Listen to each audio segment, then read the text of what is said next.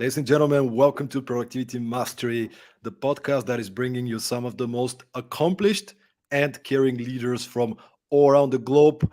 I'm very excited to be joined today by an absolute trailblazer and a huge inspiration. David Okuniev is the founder of Typeform. I'm sure that majority of you already using this product. He's not just an exceptional founder; he's actually an excellent designer who's been following his passion and built an amazing product with his team, with his co-founder. And I can't wait to hear the story behind the brand. David, how are you today? I'm good, Stoyan. Nice to be here. And it's fantastic that we also get a chance to potentially feature some of the stories in our book, Perform, the unsexy truth about startup success.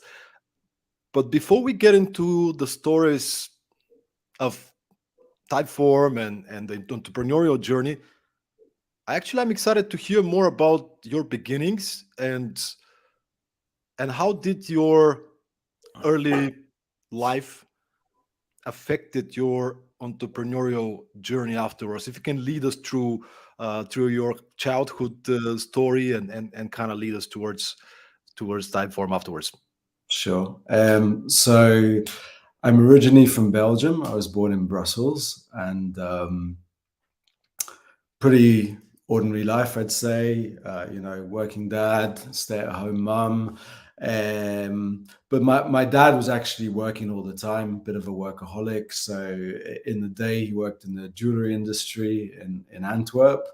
And then at night, he owned a nightclub, and he also had some bars in Brussels. So my parents were typically away in the evenings, and I often had babysitters and so forth. So I actually retreated a lot to my room. And I was very happy doing that because, like, as a very young child, I would just play with Legos all the time and build all sorts of things. And then later, my parents bought me a computer. I remember I got an Amstrad, which was my first computer, which you'd have to like put a tape in to like load games into it. And, I started dabbling with like some really early programming languages. I don't know if people will know Logo, which is like you have to move like a turtle across the screen up and down. So, I spent a lot of time by myself, and I've always been okay with that. I just like to build things and make things. So had this huge collection of Legos, and I would just spend countless hours just playing and building stuff. When I was 12 years old, I moved to the UK because my mum's British. And eventually, after leaving school, I started, let's say, working as a musician in London. That's kind of was my first career. And, if I look at the parallels between my early childhood and like going into music, it's kind of a similar process, right? You build things, and I was a musician, but I was also producing music. I set up a home studio at home, and it's always it's the same process building Legos as building, let's say, music, that you layer things on top, you iterate, you change it until you have something that you really like, and then maybe you improve it and so on. So that same itch that I've always had to actually just build things kind of manifests itself again in my failed music career. Well, eventually it failed.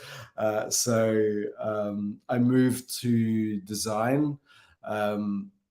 When I was a musician, I'd always been like doing like the artwork, let's say, the album cover. Also built like our Flash website for my band. So I was always like, I like working on the computer and doing stuff digitally. So, when music failed, I fell into, doing some graphic design, but more so like I kind of veered towards like building websites. And then that eventually, flowed into building UI for other startups as well. I started getting customers, and basically I set up a studio called Fat Man Collective, which I folded once Typeform came on the scene, and And yeah, I guess that's the kind of short story to Typeform. Happy to talk about how Typeform started as well, but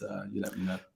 Absolutely, man. I think that's interesting. How did you end up from Fat Man Collective into deciding let's actually build a product and let's build a company around it? Yeah.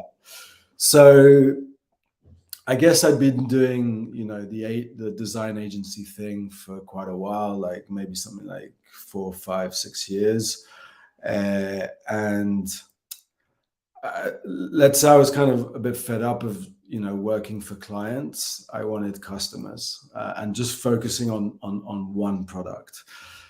Agency work was always like the next thing coming in, and then you have to just deal with new project managers on the other side, and very high demands, very strong deadlines, and it's quite stressful. So I think I was in the mood for actually starting my own thing. I happened to be working in a very small co-working space. Actually, it was an apartment divided into different office spaces. And one of the other office spaces next to me was another small agency called Pulpo Lab. Pulpo, like in Spanish, that means an octopus, pulpo. And yeah, that's where I met Robert. We started getting friendly. We actually started collaborating on projects together between our two agencies. And we had started talking about, hey, wouldn't it be great if we could like do something together? And we had a few ideas. One of the ideas was this collaborative karaoke thing called Ooh La La. And the idea would be that you give different pieces of a song to different people, then we'd stitch it all together into one video. I'm sure that exists, or that was made later, but we never actually pursued it. It so happens that Robert had a customer here in Barcelona called Roca. They make bathrooms, and they asked him to build a lead generation form which would sit inside their flagship showroom, basically. And Roca built this basically glass building in the north of Barcelona just to house their biggest like toilet innovation. So it's full of toilets and like sophisticated taps and blah blah blah. And so Robert brought me onto the project, and we were tasked to basically build a form which would sit on some iMacs which were in the entrance, so that when people leave, they could leave their details. So we're designers, so we took a design thinking approach to that, thinking we can't just do like a normal plain form. We need to do something that's going to attract people. So forms are typically like a laundry list of questions that you need to fill in, and it feels like like a task. We wanted to turn that a bit more into an experience, and yeah, make it more conversational. So when I was a kid, there was a film that kept on running by on TV in Belgium. Actually, it was on British TV, but in Belgium, when we would go to the seaside, because Belgium's so close to the UK, we would actually get BBC or ITV would actually show on Belgian television, on the television there. And there was this film called War Games with Matthew Broderick, which is a 1980s film where this kid basically stumbles across a NSA mainframe and inadvertently triggers off like global thermonuclear war, well, like an exercise basically. But that doesn't matter. The important thing is that there's a famous scene in that film where Matthew is interacting with the computer, and it's kind of a form. He's the computer's asking him questions and he's answering, but it felt like a conversation. It was like one question at a time, and you could see the delight in Matthew Broderick's face as this interaction is happening. So what we thought is like, hey, why can't forms be like that? A little bit more human, a little bit more conversational. So we built something which not exactly a type form, but something that which was conversational, one question at a time. And we did this for Rocker, and we put this out, and we thought, oh well, this is cool. Why don't we do this for our other clients? And then we thought, oh wait, hold on, why don't we do this for everyone and just build a back end and allow people to build these forms themselves. So we set on about a 1.5 year journey to iterate through the idea. Which And which year was that? Just for the audience that's to like, get a context. I mean, the Typeform beta was released in early 2012. I think the Rocker project was around 2009.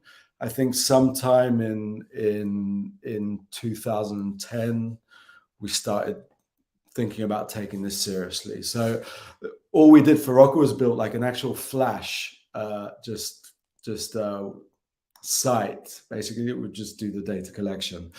So obviously we can continue with Flash. We started building this in HTML, CSS, and JavaScript, and then built a really rudimentary backend in what was PHP at the time. And yeah, we spent like a long time just perfecting it, just like obsessing over the details in terms of the mechanics of how a type form would work. We didn't do any user research. We had an idea. We just wanted to go with it. We just obsessively just like polished it, iterated, just moved fast and built something that ultimately like didn't really exist. It's fair to say that Typeform was the first company to like present this kind of one question at a time in a kind of web form, let's say, at least as a SaaS product.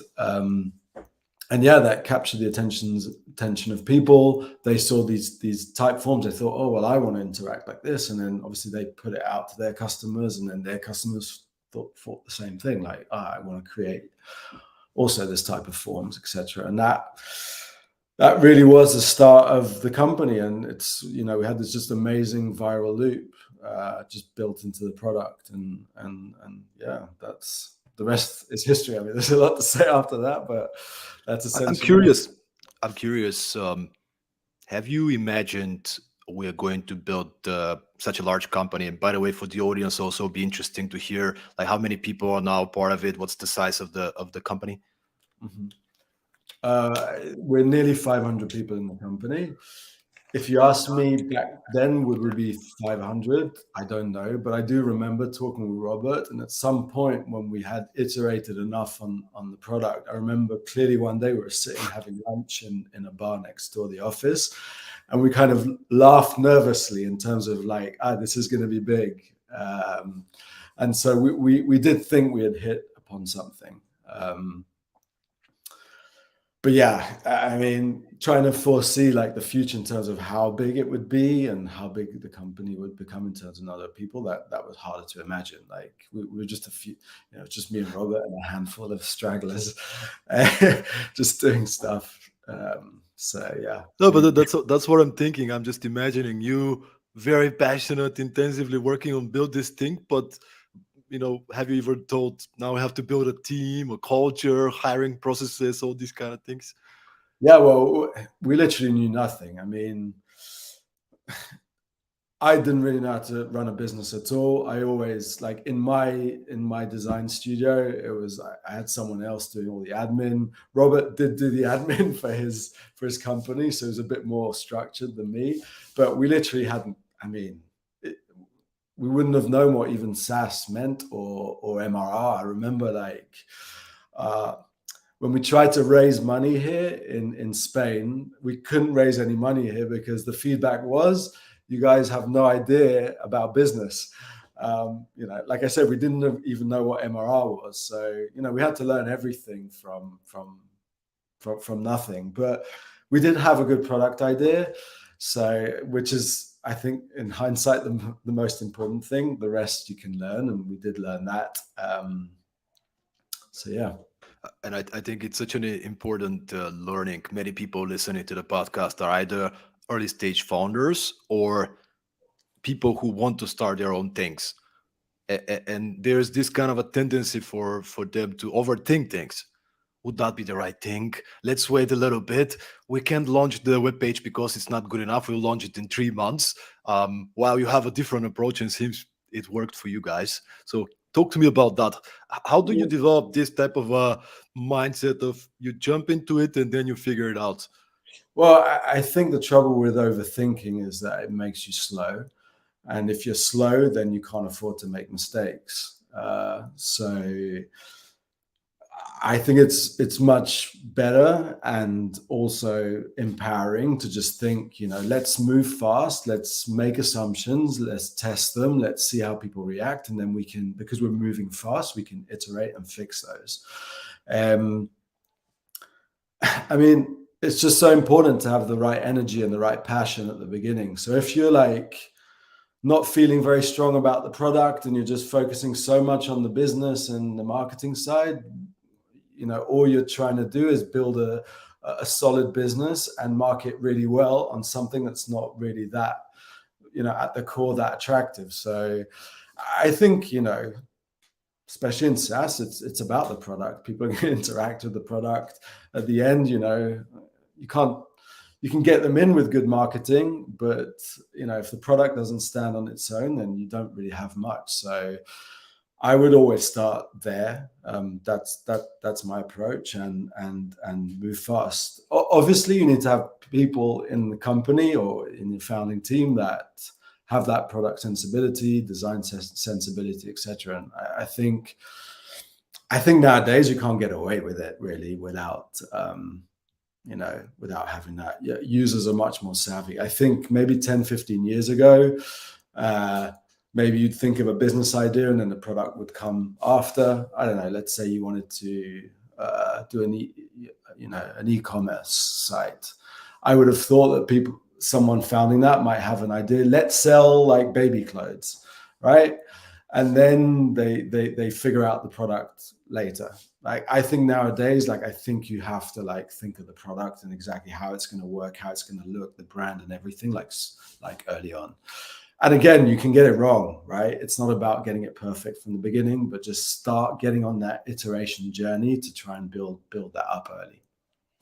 Yeah, and I can also see the tendency now working with hundreds of startups myself, interviewing many successful people like yourself. I recently interviewed Christo Borisov, who's built a company called Bayhawk, proudly the first Bulgarian unicorn. So we are getting there. But what he shared with me was, and I think it's a very simple metaphor, but he shared we always wanted to build painkillers instead of vitamins. And this is what a lot of early stage founders get wrong. They're like, oh my God, it's going to be the fastest. It's going to have these features. Did you talk to any customers? Did you talk to anybody who actually used the product? No, not yet, but we are not ready. And they spend 6 months, 12 months building stuff that they think it's good. But then do the market actually need that? And last week, David, we had an interview with you last week, right? Private interview for the book. And you mentioned, and correct me if I'm wrong, but you mentioned something in the lines of we were really obsessive about the one product that we wanted to solve. Yeah. And talk to me about that, because I think you might be taking it for granted a little bit because you come from design thinking, but how did you use design thinking to actually define what the problem is and then to really focus on it? So actually, I might be contradicting you a little bit here on this because in my case with Typeform, and actually the products that I built in Typeform after that, it's not like we were looking out there for a problem to fix. I have to say it's more like, wouldn't it be cool if, and that was, wouldn't it be cool if we could make better forms? And of course we talk to customers at some point, but I'd have to say that with Typeform, if we had initially just done everything based on talking to customers in terms of what they expect out of forms, I'm not sure if we would iterate it to the extent that we did with Typeform. And what we did was just sit down and just try to make it as beautifully interactive, as human as possible. And then once we had something that we thought that we could show people, then we did put it in front of customers. I think getting that qualitative survey is unbelievably important. But in my case, my maybe it's just I'm impatient, but I want to explore the idea first and see like how far I can get it before I actually try and research the problem really deeply. And by the way, this won't work for everyone. Like other people might do it a different way, but I do think you can take maybe the innovation further if you do that. And you might be stagnating the innovation if you're too research heavy at the beginning. For me, that's pure design thinking, right? It's like you're just thinking about how to solve a problem just from your own perspective as a designer. Take it or leave it, but that's my approach, and that's been our approach with other products that we've built. But now, for example, I'm releasing with my team a new product called Relayed, and we crafted it without talking much to people. We may have like done in passing, right? But nothing formal. And now that we have something we can put in front of people, it's amazing to get the feedback, and we can iterate on things, and we say, we did this wrong. This is not, the value proposition isn't clear enough. Let's iterate here, or this messaging is not clear enough, and so forth. But at least like once we put something in front of people, we have a spark of something going that they can really imagine how they can use it. And from there, like, I think the feedback becomes more valuable at that point in time. No, that's actually a really, really good insight and add on this, because as you said, if you are innovating and you're creating something completely new, it's hard for people to imagine it unless you already kind of develop some sort of a working prototype, or like a I don't know, mock-ups even to explain them, to show them so they can use it and understand it. Otherwise, they rely on previous experiences and might give you a feedback that's not relevant because they haven't used the. Also, if you put an early mock-up in front of people, you're guaranteed that mock-up, like 3 months down the line, you're going to be changing. It can be completely different. So you might as well just explore yourself until you feel you really have something, and then put it in front of people. But again, that's just the way, we do things, and, everyone will have their own approach. And tell me about the journey afterwards. So now you found, we have something, people want it. There's some traction. The interest is growing, and how was the journey of this from this moment to the next 2-3 years of? We have to learn quick to be business people. We have to hire people with the same type of understanding, beliefs, values like ours. Like, was that a crazy ride? It was a lot of fun in the early days because you're on a rocket ship and you're learning all this stuff, and the growth is just there without much effort, and it's not a big team, so there's a high level of trust, and you just what's the word? I forgot the word. You just go through stuff and everything's quite easy.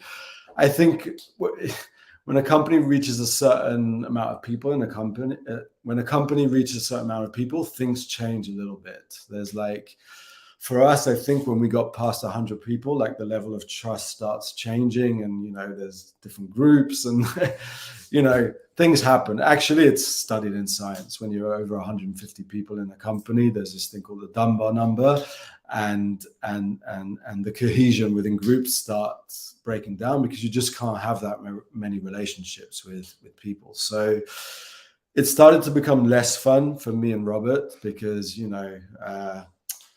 we've always been really laid back people. Like, we work really hard and expect a lot of discipline from people, and for people to work hard and do their best work.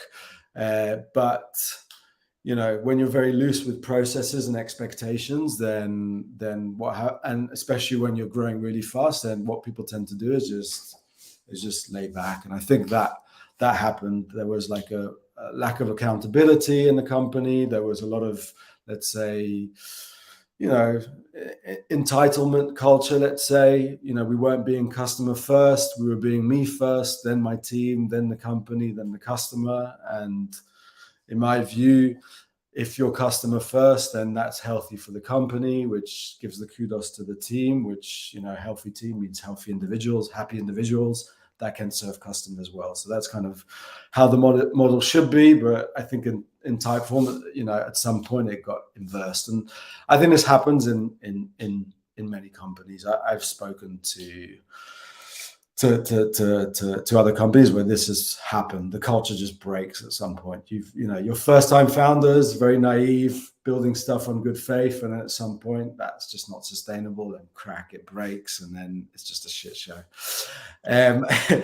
But you know, me and Robert lasted a few years, like with that pressure, trying to like lead the company from maturing. But eventually we stepped down because I think the challenge was too big for us. And personally, I'm not a manager, and I wanted to be close to product, and I didn't see a future for myself as just being let's say a business leader. So I stepped down. Robert actually left the company shortly after stepping down. So this was like 3.5 years ago. I stepped down to focus on R&D work, basically. So I started a product called Video Ask out of a tiny R&D team, and eventually transition out of that when the company had reached a certain amount of revenue, and handed that over to the main product organization. And then 6 months ago, the R&D team, which is now just me and Neil Kinnish, hi Neil, have folded back to create a new product called Relayed.ai, and we've been working on that and iterating on that, and it's ready to start testing externally. So if you want to sign up for the beta, just go to that link, and that's me. Relayed.ai, guys. Go check it out. Go check it out. David, I have just like these video games where you cut the head of the monster and there's 2 more heads. I have probably 7 questions that came out of the last. Go for it. But like the first one that came to mind was the culture of ownership. It's something small organizations, big organizations are struggling to build, and if you can sort of get back in time now with the learnings and the knowledge you have today, what would you do differently in order not to create such a culture of entitlement, but instead kind of start setting up those accountability and ownership structures? How would you be different in managing these processes?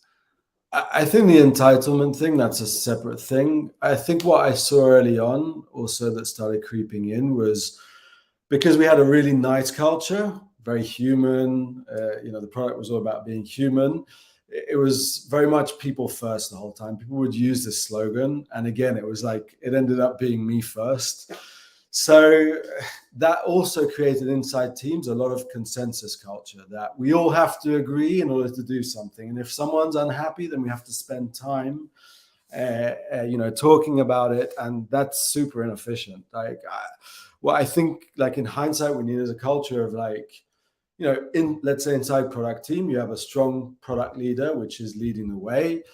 That person should listen to people in the team, work with the team, but essentially they have to make decisions and move fast. And people have to disagree and commit. And the product leader needs to say, I'm not going to get everything right, but let's just move forward. And if it's not right, we'll iterate and so forth. So there was just a lack of that, just like getting shit done attitude. It just becomes very political when you're just trying to like manage people's emotions the whole time. It just gets very messy. Again, it's about maturing, having people in a team that are mature, that work as a team towards really serving the customer.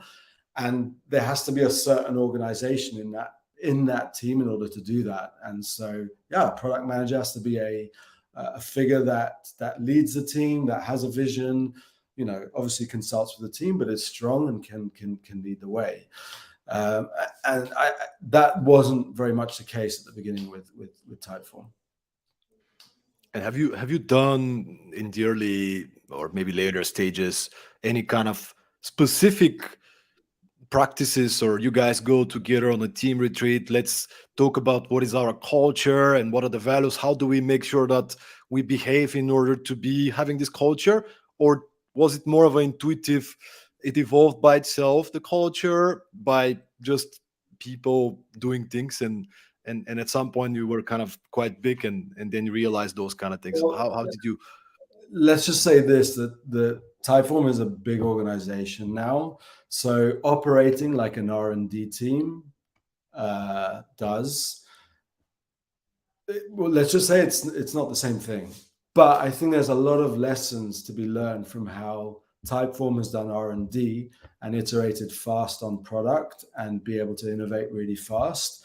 There's all of these lessons that we need to bring into the main product. Because what tends to happen, I think, when you start, growing a team growing a company, there's much more at stake. Everyone is more nervous. Everyone starts walking on eggshells as far as like building product. And you need to have a balance between, the analytical, rational side and just trying things and doing things and making mistakes. And that's a hard balance to get. And I don't think Typeform has reached that balance yet. I'm actually trying to help the organization try to have a better blend between like that just creative design thinking where we just do things, we iterate fast, and then some things which are very delicate, maybe critical, we have to do our research well and make sure we test really well. So yeah, I think there's I make this metaphor like balancing the heart and the mind, right? I think like the way organizations or companies can really kill it is when they can like balance that thing really well. Like if you're too much on the analytics side, like you stifle innovation. If you're too much just in the air with just ideas, then it's just it's a lot of risk and so forth. But yeah, a good balance is the healthy way to go, and I hope that Typeform can continue progressing towards that. Yeah, I love that metaphor, man. It makes so much sense. There's organizations, for example, started by engineer kind of type people, analytical people that are really good in structures, processes, but there's a little bit of heart missing, or maybe more. And there's other organizations, as you said, more artistic people start them usually, and there's no structure, no processes, and they, if you care for the people, you'll be more productive. But if you go too much in that direction, then productivity suffers, and it's not Yeah, good for anybody, not for the no, business, not for the customer, for anybody. So but yeah. then again, it's so nice to talk about this metaphor. It's so much harder to Because actually. it brings balance to things. Like we all want to have empathy, and we want to be part of something where things are fair and things are clear and transparent. Um, but you have to have some structure around that, otherwise it just gets distorted. Um, you know, everyone's been through this, I'm sure. So there's not much to explain there, but bringing a balance is important.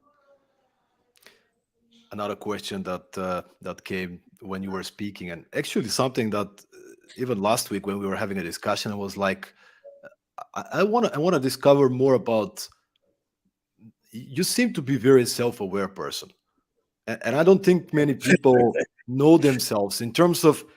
I mean, even the decision you made 3.5 years ago. I'm not a CEO kind of person of a large company. That's not me. I want to build stuff. I want to solve problems. I'm a designer and an artist, and this is Well, what I'm gonna do. one thing is being self-aware. The other thing is acting on it. I think I stayed like way too long, like just like can't do this. I can't do this. Loads of self-doubt and like imposter syndrome. Uh, but yeah, Really? Talk I to me think about most that, people man. Really? are self-aware. They're just the difference is that it's like when you act on it, right? Everyone knows when things aren't right. They feel it inside. I guess, huh? Maybe I'm just bringing my own criteria here, No, but talk to but me about that because honestly, the what I impression mean you by make. that is like you might criticize someone to say they're not self-aware, but maybe they are self-aware, but they're just not doing anything about it because they're too scared to expose themselves, right? To be not, people think of them, and they think people are thinking of them in a certain way, and then they have to live up to that. And actually, if they just own up to like not being up to the job, maybe that causes them embarrassment. So yeah, it's about facing those demons, I guess, maybe, and just living true to what you're feeling inside. And I'm curious to dig a little bit into that, because Yep. we kind of paint this picture in entrepreneurship with the cool founders that have it all figured out. And it's interesting to hear you said, I have my doubts, I have my imposter syndrome. Tell me about that, because I think that's what we need to hear more of, because we all have it. We all Uh, go through doubts and struggles, right? yeah. I think what causes that blockage is that you want to be something and you feel that you're not living up to that. I guess what I tell myself is like try your best every day. Like you can't do anything more than that than be your best self. And if you just follow that and admit that to yourself that you're not always going to be the best, then I think you lose that ego. But if you're always like resisting against that and like always caring about what other people will think about you, then you get yourself into a loop, and you're not being true to yourself. So just try your best. Like there's literally nothing else. Like I'll admit that like sometimes in my life I've struggled as a dad, just to have the patience and thinking, am I doing a good job, etc. And then, I'd beat myself up and feel guilty and so forth. And and then I think over time, it just try your best every day, and every day is a new day. And if you weren't the best dad on one day, maybe the next day you can be better. I don't know. Maybe it's just that comes with age. Like your brain just starts mushing and starts relaxing. But I think you can put that approach to building things, like just build the product up, try your best, like have fun, and scratch, iterate, keep on improving, because it's never going to be perfect, but as long as you keep moving and keep improving, then you're moving in the right direction, and that will make you feel more relaxed, I guess. We've had I don't know if you've read the book Getting Things Done, GTD, Mm. by David Allen. It's kind of like the Bible of productivity. Mhm. So we had the pleasure to welcome David Allen, the author of the system, to a private mastermind call, and there were a few people kind of asking the question, how do I deal with my doubts, and what if I fail, and David's answer was pretty much, you're gonna get old, and Yeah. Yeah. and you'll stop caring about these things. Don't Yeah, worry it's about true. There is that natural process of getting old. Like I remember when in your 20s, you care so much about like fitting in and like how you come across, and then you're super self-aware of the words you say and so forth. And you know, we're all idiots at the end of the day, no? Like if everyone has, no one's perfect, everyone has their dark side, and if you think that you're like that, everyone else would be like that, and then we can all relax and just try to do the best we can. So I yeah, I love it, subscribe man. to that. So I love it. There was a guy who mentioned once, we're just a bunch of evolved monkeys on a rock just around a small yeah, star, right? Like, well, at the end of the day, we make ourselves so important, right? And it's like, look, you have a bad day, you have a bad week, you screw up a project, but you did your very best, right? yeah. Let it go. Just move on, man. Like, look at the whole term picture. I say to myself after I have after I would have a bad day, I said, "Well, it's just a fucking company, right? It's not like a terminal illness or like your child is sick. There's some things in the world that really really matter. But at the end of the day, you're going to continue living tomorrow, and these are just problems that get fixed. So, you can spend time, worrying about them, or you can spend time just being positive and moving forward and accepting that problems come and you have to process them and you improve and so forth." Do you have any things that really helped you as mindsets, habits, strategies, call it tools, through the most difficult times when you were doubting yourself, you're overwhelmed and really in a bad place mentally? what do you do in such moments? Do you have a coach? You call somebody, My friends? I wife, don't know. I guess. Talk to Gabby. You know, that works for me. I've had coaches, but it never really worked out that well for me. I just get bored with that. Again, like I don't know, in life you just evolve these techniques in order to like calm yourself down, and I think just with age you find your way through. That doesn't mean you're not going to suffer on the way there, but I would say at this point, like I can kind of rationalize things and let's say filter problems and turn them into positive things. I love that. So the learning, the key learning, find a partner that will understand you, uh, And get old. and get out. These are Yeah. the key takeaways from this And I episode. don't know. I mean, look, like do what you love as well. Like, I mean, that's important, right? If you're not doing what you love to do, then you're doing you're doing the wrong thing. I mean, not everyone has a luxury of that choice, but if you do, if you can choose what you do, like make sure that you you enjoy it, right? That you're doing this for the right reasons and so forth. And I agree, not everybody has the luxury of doing that, but I still think in the long term we can design this, right?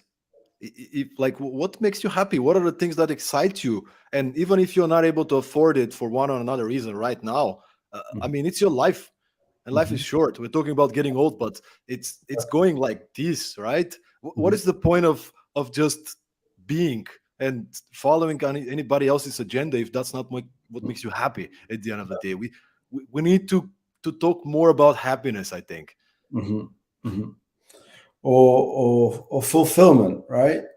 Because we can chase happiness the whole time, but I think there's this feeling of the right word is like equanimity, right? Where you feel things are in balance. Like, and it's not about being like overly joyous, because if you're overly joyous, then that's going to go away the next day, and then you're not going to feel like as positive. But just finding this balance is, I think, the well, I don't want to get too philosophical here, but let's just say that I think you'll find a lot of meaning in that. Just like water, right? Just flowing, going through life, like going, following the path when you feel the energies there and so forth. So I'll stop there before I start sounding like some sort of guru, which I'm definitely not. It was interesting last week when Billy, who's in charge of managing the Spanish version of our book, Perform, and he Mhm. asked you a question about work-life balance, and you kind of immediately said, "This is a little bit too millennial for me." Okay. So I wonder, can you maybe talk about that? What do you mean by that? And Yeah, by saying it's a bit millennial, I just it's like the fashionable thing to say. I don't know. My life is my work, I guess. Like that's what I would say to it. Like it working gives me happiness, and then I don't feel guilty when I'm working that I'm not like like having a life, let's say. Uh, I mean, maybe some people take it to extremes and that's all they do is work and then they have to think about work life balance. But I don't know, if you feel fulfilled in your work, then that will give you the energy. You're going to have spare time to do things, surely. And then in that time, you can do other things and enjoy the happiness you get from feeling fulfilled from your work. So I don't know. Maybe it's just a bit of a construct, the work life balance for some people. Um, for me, it's I just if my work's going well, I feel in balance, and I guess there's not much more to say about that. but do you have any? And I know you're a very intuitive person, very like a designer kind of person, and so on, and that usually comes with strongly developed intuition of this is the right thing to do. There's people that are a lot more right analytical in terms of I need to define my goals, I need to define my priorities. But I Yeah. think what's interesting for the audience is, especially these ambitious young leaders that want to build something, is could you give any advice on navigating and and giving enough attention both to your professional ambitious life and your personal life, your family and Mhm. and your passions? Mhm. outside of work? Look, I mean, it depends what stage you're at, but if you're starting something new, like if you really want it to succeed, you need to be obsessive about it. And that's going to take some toll on let's say the attention. So if you have small kids, it's likely that when you're playing with your kids, you might be thinking about like ideas that are related to like you building this product up, and I wouldn't torture myself on that. Just make it part of the reality that you're living. But you need to I mean, some people get lucky, but I'm a great believer that you have to like work hard and obsess on things in order to really see them to light. So it just comes with the territory. So, you know, if let's just say that if we put importance to the work life balance, the construct of it, and you really want to feel that you have a work life balance, don't put so much importance on it at the beginning of the journey. Like you can find it later, let's say. Like you can maybe for the first 2 years admit that you're just going to be like working on this really hard. And if you're out of balance in the beginning, it'll give you good things in the future, which will allow you to like enjoy your time off better, like later down the line. So again, there's no fast and hard rule for these things. Like these things, like anything that's rigid, like, oh, I have to have 40% of my time doing this, 30% of my time doing that. Like, you're gonna feel bad if you're not adhering to these things, and that's being overly rational. That's not leaving space for like just letting things happen a bit more naturally. So that's what I would say. Like, relax. What would you tell your 20 years old self if you can go back in time and just you can give three lessons to the younger and ambitious David? I guess I would say, like, don't worry so much. And like I said, like when you're younger, there's just this tendency to overthink and maybe over worry about things.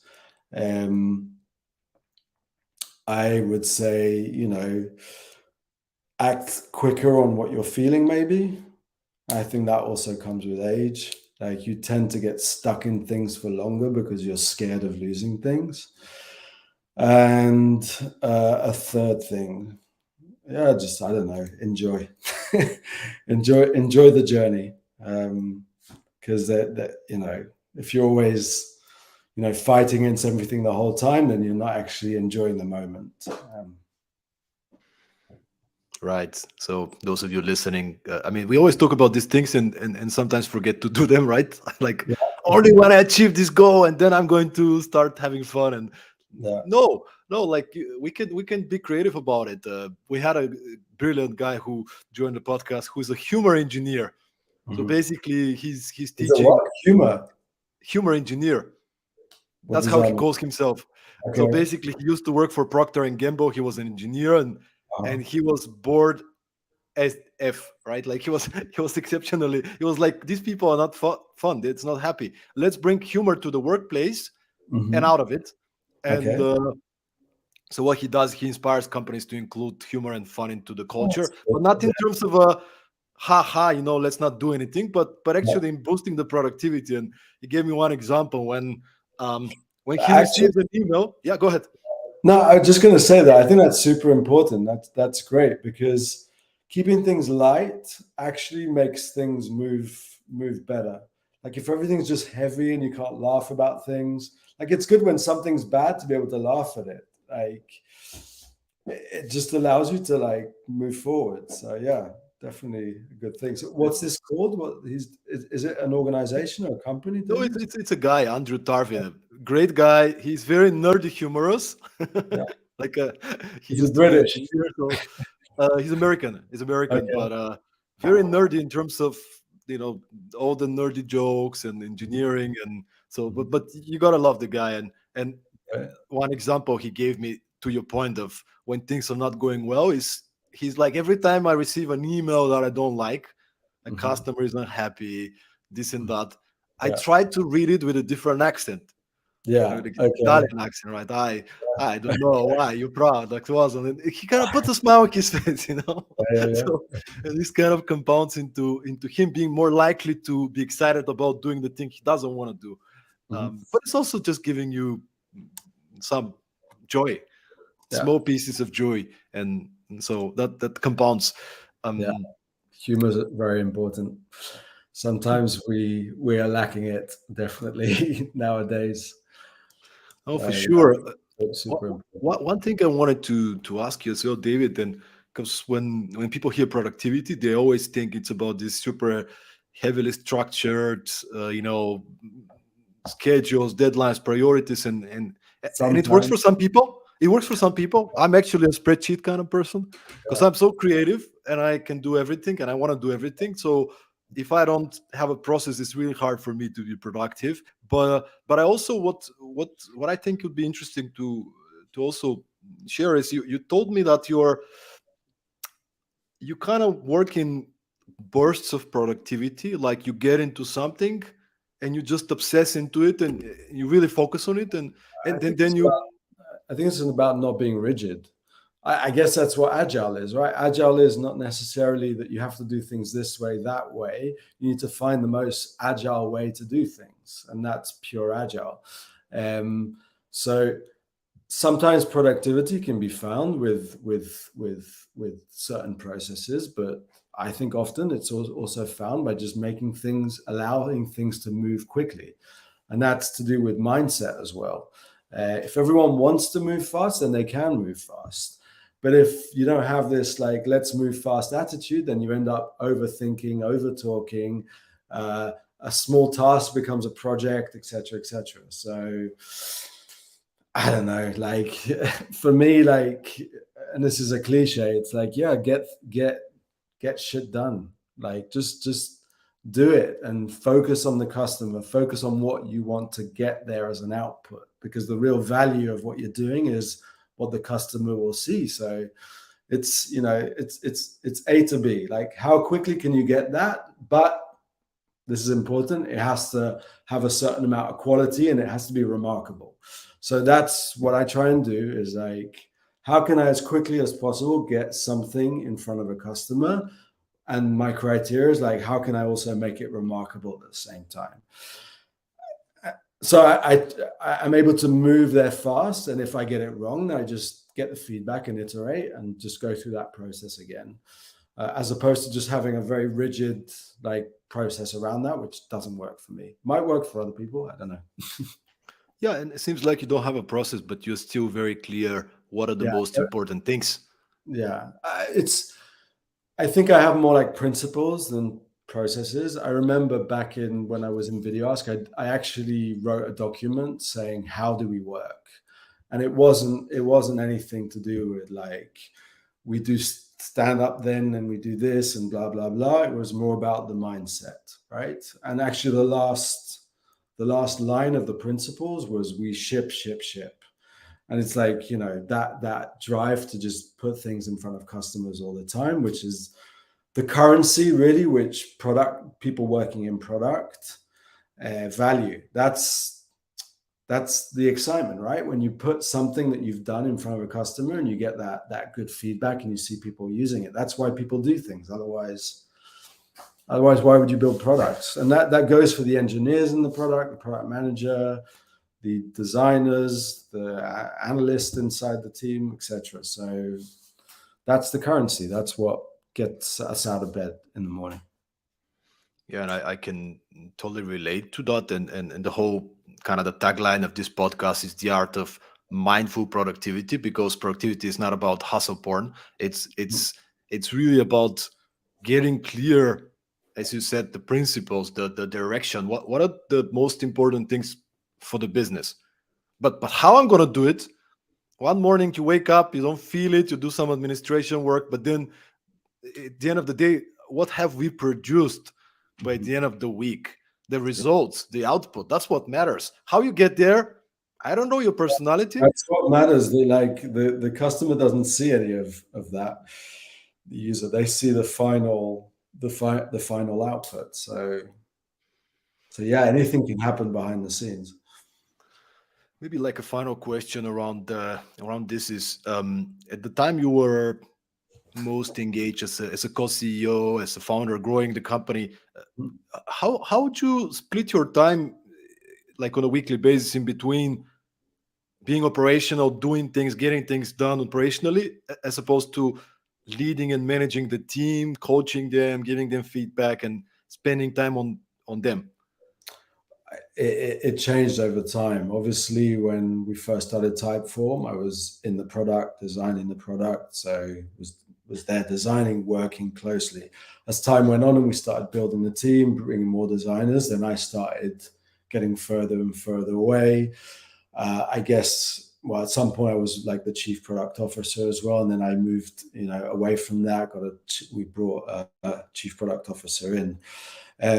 So yeah, that was just my journey. But to your question, what did you want to know specifically? Yeah, well, how did you kind of split your time from um, doing things Hmm. individually, getting things done, calling people, operationally, as opposed to leading the team, I say coaching? I'm going to do 50% of that and 50% of that. I don't think I ever measured it. It was just like what was needed at the time. I think I thought about it in that way. What I did see is that as time went by, I had less time to do the things that I loved, let's say, and I was always bogged down with a lot of meetings and so forth. So I did see the change in the amount of time that was dedicated to things, but I didn't have like a quota, which I said like, hey, I'm doing this in this time on this day, that on that day. Some people do that religiously, and that's good for them, but I didn't do that.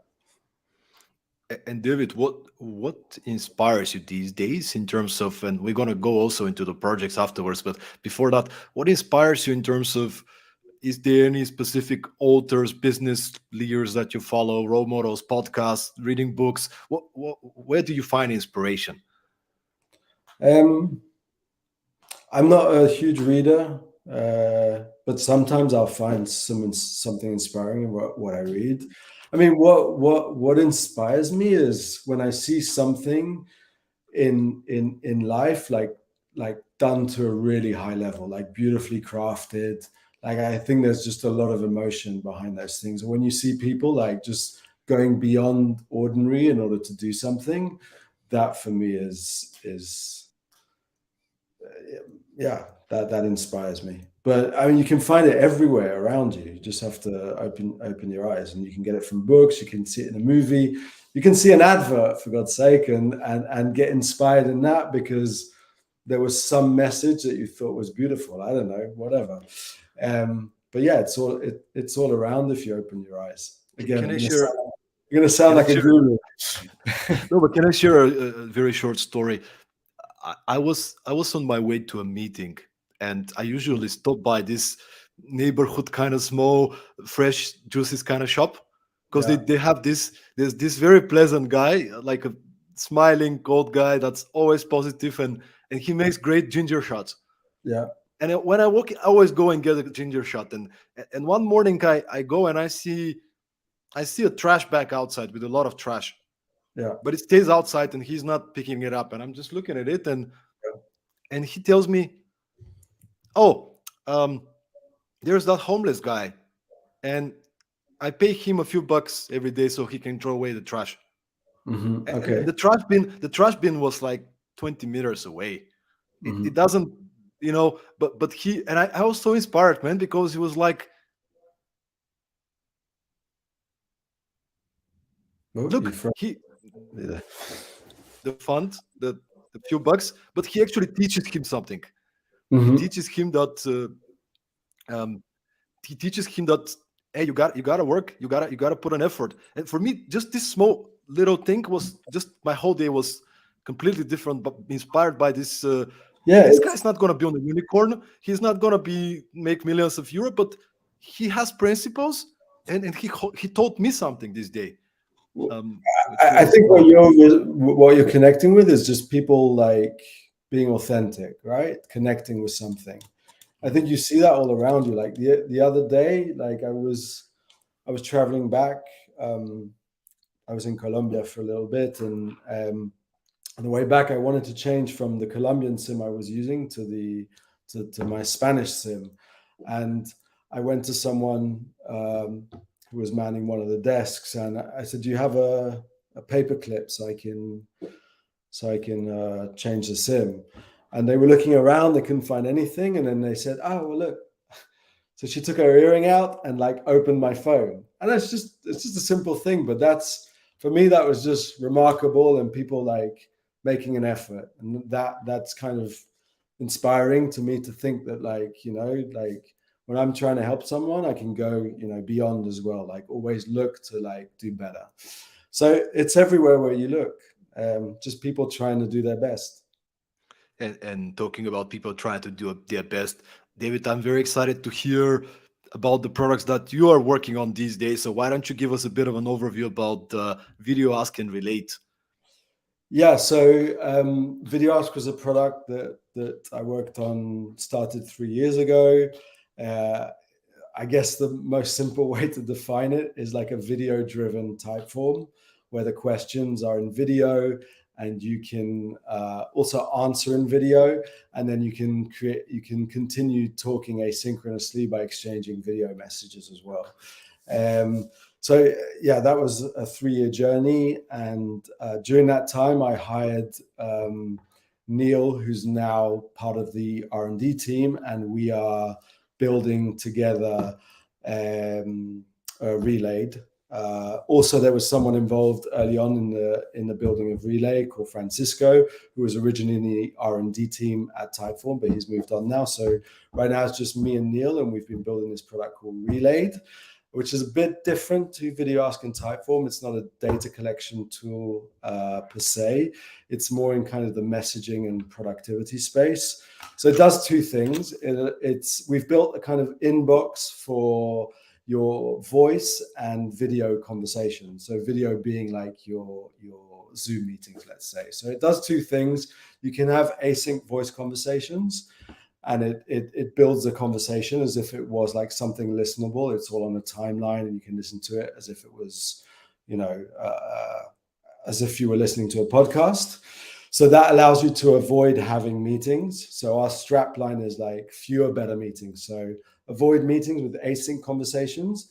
But what we also do is allow you to extract more value out of the meetings that you have. So we do that by allowing you to start a meeting async in order to prepare the meeting. If anyone has any pre-meeting questions, you can answer those async with async messaging. And then once the actual meeting has happened, the meeting gets auto-imported into the conversation, and we split it up into chapters. We generate insights. We summarize each message that people say. And then after that, you can continue the conversation async after the meeting. If you wanted to, if not everything was resolved in the meeting, you can continue async.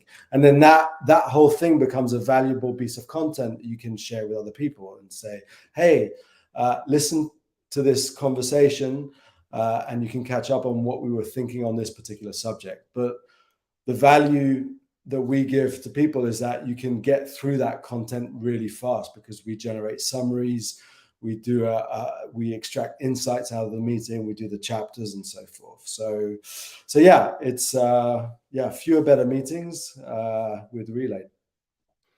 I love it, man. So everybody who's listening, first of all, as a happy user of Typeform, I'm very curious to finish with this episode and actually go check out the tools, videoask.com and relay.ai. Everybody listening, go check them out. You might want to be ahead of the game of your competition and everybody else just by improving your productivity, but also videoask.com. I did not know about the product, but just by you explaining it, David, I can't wait to test it out with the audiences of my workshops and my speeches. So thank you so much for sharing, and just your passion into talking about the products tells me that we are up for a treat on that phase. So David, any final words for the audience before we wrap up the episode?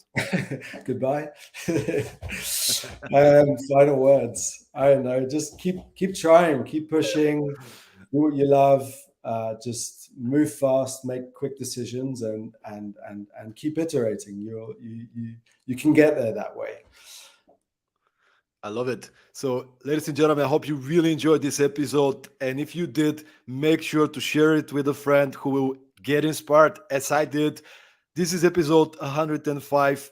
So, means that there's 104 episodes more. Make sure to go to Spotify, Apple Podcast, YouTube, subscribe. Let us know what you felt about this episode. And if there is anybody else exceptional like David that you want to have on the pod, my name is Todd, and it's been a pleasure. Thank you so much for listening, and see you at the next episode of Productivity Mastery. Thanks, Diane. Speak soon.